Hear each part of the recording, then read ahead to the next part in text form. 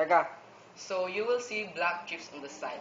And you will also see stickers that will tell you need to know if you need to upgrade the memory or replace it or place it, also the speed, brand, serial code, how much memory capacity. Okay, now when you're gonna put this one, you'll see there's a little notches on the bottom on the other side of the memory module. This is designed so you can only put the memory slot on the motherboard.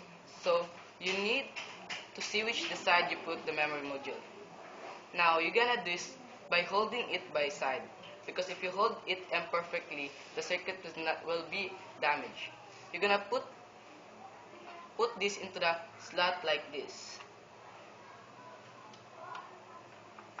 Then you're gonna have to press it down with equal pressure on each side. Ito, mali.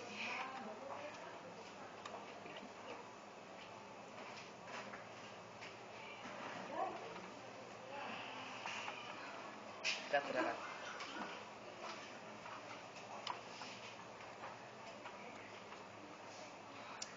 Press it down and with equal force in each side. I-push